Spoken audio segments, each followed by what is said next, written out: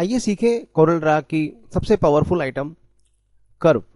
किसी भी लाइन को, किसी भी ऑब्जेक्ट को, किसी भी टेक्स्ट को हम कर्व करने के बाद नोड के थ्रू एडिट करते हैं।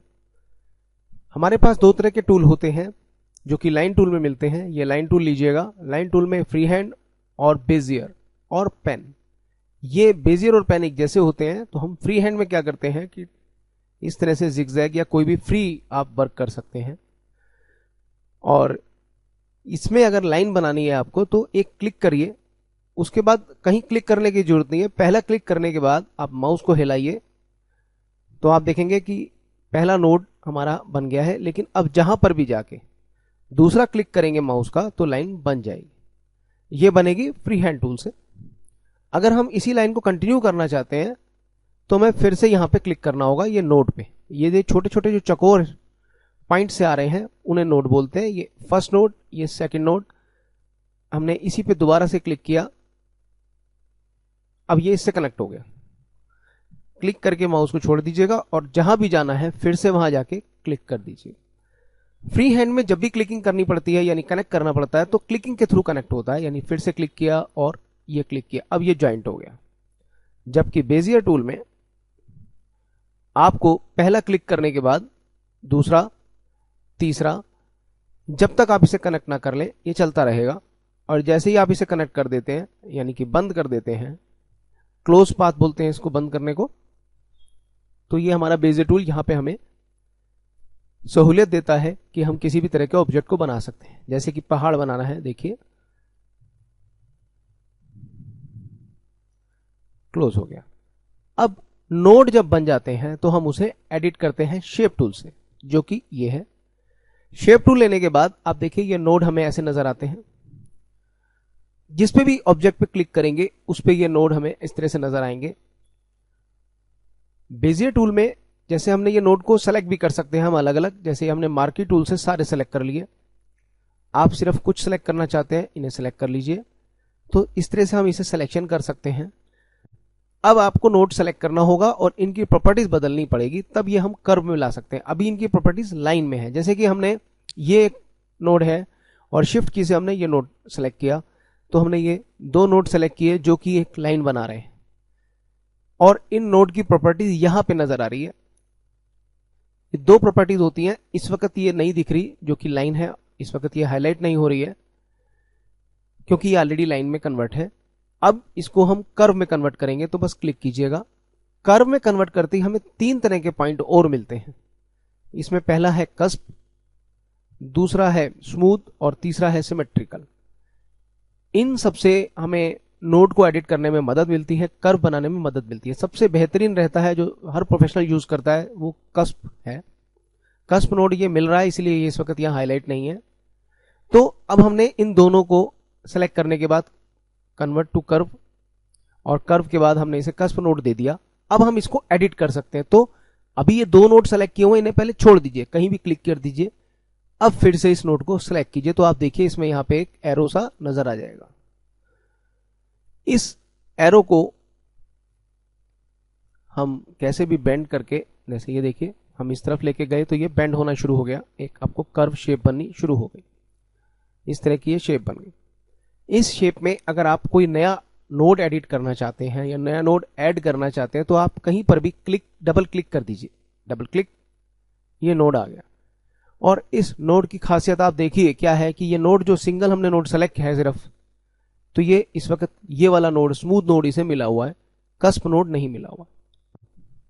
तो इस तरह से अलग अलग नोड्स पे अलग अलग प्रॉपर्टी देने के बाद हम किसी भी शेप को बना सकते हैं। जैसे कि हमारे पास ये शेप है टेक्स्ट की, हमने टेक्स्ट को सेलेक्ट किया और सेलेक्ट करके कन्वर्ट टू कर्व कर देंगे तो टेक्स्ट की प्रॉपर्टीज खत्म हो जाएगी।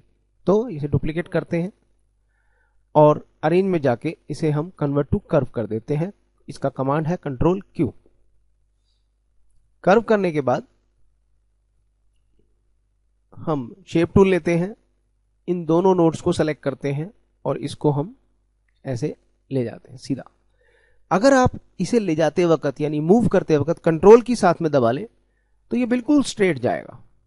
अब पहले माउस छोड़ दीजिएगा, उसके बाद कंट्रोल की से हाथ हटा लीजिएगा, तो बिल्कुल स्ट्रेट अपने आप में हमें मिलेंगे। ऐसे ही ये नोड हमने सेलेक्ट किया और कंट्रोल की दबा के इसे अप साइड में ले गए।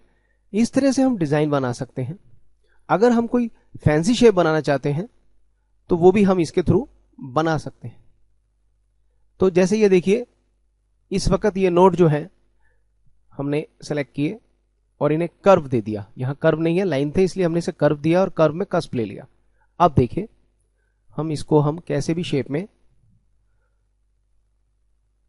प्लस एक और ऐड कर दिया और जिस नोड को हम डबल क्लिक करेंगे वो डिलीट हो जाएगा। और ये जो एरोज हैं इसके थ्रू हम इनको या यहां लाइन से पकड़ के भी इनको ऐसे शेप दे सकते हैं।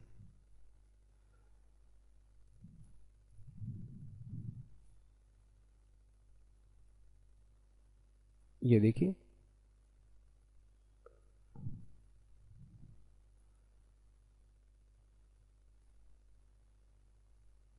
इस तरह से हम किसी भी तरह का फैंसी डिजाइन बना सकते हैं।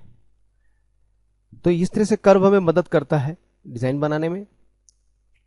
इसके अलावा जब कभी हमें कोई खास डिजाइन बनाना हो तो ट्रेस की मदद से हम बना सकते हैं या कर्व से हम इसे बना सकते हैं। तो कर्व से किसी भी डिजाइन को हम ट्रेस कर सकते हैं। जैसे कि ये टूल है, ये हमने लिया बेजियर टूल, इसके क्लोजअप में गए और हमें ये स्प्लैश को ट्रेस करना है। तो क्लिक क्लिक, ऐसे आप इस तरह से पॉइंट बना लीजिए। हम हर कर्व जहां आने वाला है ये घूमेगा, इसलिए हमने इसे यहां कर दिया। बाद में जब हम इसे कर्व करेंगे तो इसे ऐसे शेप में ले आएंगे। ये देखिए, इसलिए हम हर कर्व को बचाते हुए सीधा सीधा क्लिक ले रहे हैं। हम ये इसको ऐसे ज्यूम करके चल रहे हैं कि हम यहां से इसे ऐसे गोल कर लेंगे। तो उसको ध्यान में रखते हुए हम इसको क्लिक करेंगे इस तरह से।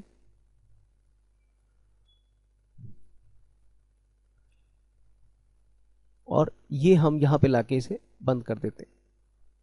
ये पूरा क्लोज हो गया। अब हमने इसको सेलेक्ट किया, सबको एक साथ सेलेक्ट करेंगे, नोड्स को, और उस नोड्स को कर्व कर दिया। कर्व करने के बाद कस्प हमारा है ही, वेरी गुड। अब हम इसको सीधा सीधा लेते हैं, यहां से पकड़ा और ये, अभी ये सारे नोड सेलेक्टेड ही हैं, आप चाहे तो छोड़ के भी कर सकते हैं। ये देखिए, इस तरह से हम किसी भी शेप को ट्रेस कर सकते हैं। किसी बनी हुई स्कैन आइटम को हम अपने हिसाब से उसको वेक्टर बना सकते हैं। ये नीचे जो फोटोग्राफ था वो बिटमैप है और हम इसको ट्रेस करके वेक्टर बना लेंगे। और वेक्टर की ये खासियत होती है कि उसको छोटा बड़ा जैसे मर्जी करें, वो शार्प प्रिंटिंग भी आएगी उसकी।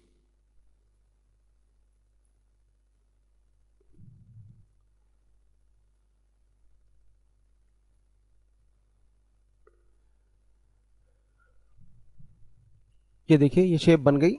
अब शेप बन तो गई लेकिन इसको फाइन करना जरूरी है। ये देखिए यहाँ पे कैसे ये शेप को थोड़ा फिनिशिंग अच्छी नहीं है, तो इसके लिए हम क्या करेंगे, एक नोड यहाँ पे ऐड करेंगे और एक नोड यहाँ पे ऐड करेंगे और जो हमारा पहले से नोड लगा हुआ था उसे डिलीट कर देंगे। अब देखिए शेप जो है फाइन होने लगेगी। यहाँ पे नया ऐड किया, यहाँ पे नया ऐड किया और बीच वाले को रिमूव कर दिया। ये ज़्यादा अच्छा नहीं आ रहा तो इसको और फाइन कर दिया हमने। ये देखिए, ऐसे ही इसको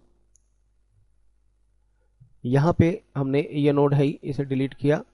अगर शेप बिगड़ रही है तो कंट्रोल जेड से वापस आके आप अपने हिसाब से इसे एडजस्ट कर सकते हैं। ये हमने नया नोड यहाँ डाल दिया और ये पुराने को रिमूव कर दिया। तो आप देख रहे हैं शेप कितनी फाइन होती जा रही है। यहाँ पे हमने इसको लगाया और ये शेप मिल गई। तो जिस भी नोड को डिलीट करना है पहले उसके आगे और पीछे एक नया नोड लगा के दोनों तरफ, और फिर बीच वाले को रिमूव करेंगे तो जो उसकी वजह से चोंच निकल रही है वो बिल्कुल गोलाई में आ जाएगी। देखिए यहाँ पे थोड़ा सा ठीक नहीं आ रहा है शेप, तो मैंने एक यहाँ पे क्लिक किया, एक यहाँ पे ऐड किया नोड को और ये डिलीट कर दिया, फिनिशिंग हो गई। यहाँ पे ऐड किया, यहाँ पे ऐड किया और ये डिलीट कर दिया, तो ये बीच का हिस्सा फिनिश्ड हो गया।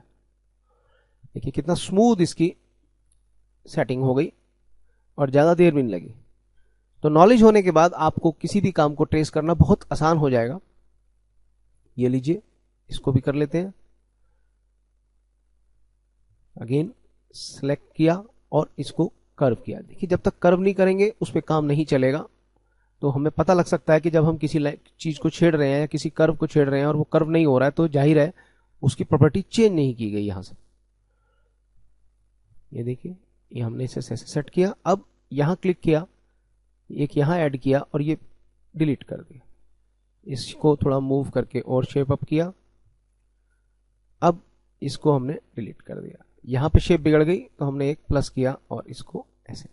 यहां पे गोलाई उतनी अच्छी नहीं आ रही है तो हम इसको डिलीट कर देते हैं, लेकिन इससे भी शेप उतनी अच्छी नहीं आई तो हम एक ऐड कर लेते हैं यहां और इसको डिलीट कर देते हैं। अब ये स्मूथ शेप हो गई है।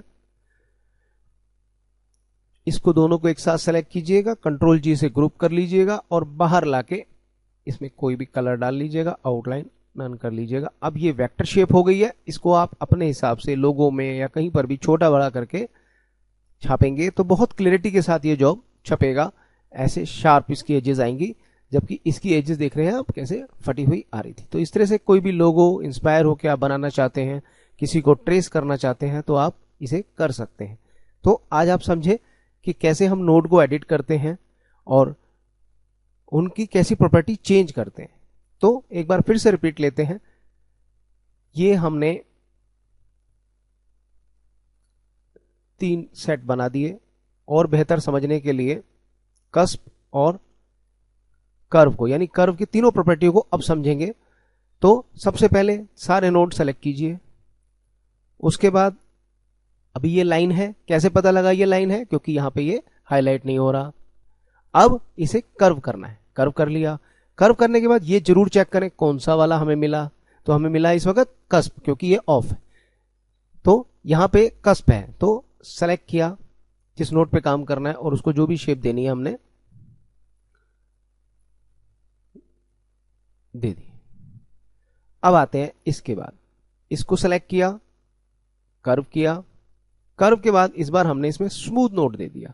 स्मूथ नोड करते ही देखिए यहां पे ये शेप जो है गुलाई में आ गई अपने आप ही। यहां पे क्या है, अब स्मूथ को समझेंगे। तो ये वाले हैंडल को जब हम पकड़ के घुमाते हैं तो उल्टा वाला जो इसके अपोजिट साइड में हैंडल है वो भी उस हिसाब से घूमता है। जैसे कि किसी टैप की ऊपर की हैंडल होता है, हम उसे घुमाते हैं तो उसके आमने सामने वाला भी घूमता है। इसको हमने बड़ा किया तो इस वाले को इसने नहीं छेड़ा, यानी इसको छोटा बड़ा करने पर तो कोई असर नहीं पड़ रहा है, लेकिन मूव करते ही, घुमाते ही, रोटेट करते ही आपका सामने वाला भी रिएक्ट करेगा। इसकी शेप भी देखिए ऐसी ही कुछ है। इधर वाला एंगल जो है बड़ा है और इधर वाला छोटा है, जिससे ये पता लगता है कि आप इसे छोटा बड़ा करेंगे तो कोई अपोजिट साइड में वर्किंग नहीं होगी, लेकिन घुमाने पर ये इस पे रिएक्ट करेगा। अब आते हैं तीसरे को समझते हैं, कर्व। और ये हमने लिया सिमेट्रिकल। सिमेट्रिकल इसी का दूसरा रूप है। इसमें सब कुछ जो इस पे करेंगे वो इसके अपोजिट वाले पे होगा। हमने इसे खींचा तो वो भी खींच गया, हमने इसे पास लाए तो वो भी पास आ गया, हमने इसे मूव किया तो वो भी मूव हो गया। तो आपको समझ में आ गया होगा। तो जब कभी हम किसी भी कर्व को एडिट करते हैं तो हम सबसे ज्यादा प्रेफर करते हैं कस्प वाले को, और अगर कस्प वाला ना हो तो इस तरह के प्रॉब्लम्स आते हैं। तो जब ये प्रॉब्लम्स आए तो आप उसे सॉल्व करने के लिए बस सेलेक्ट कीजिएगा, कस्प करिएगा। अब जो भी करना चाहें आप उसे कर सकते हैं। उम्मीद है आपको ये ट्यूटोरियल अच्छा लगा होगा। धन्यवाद।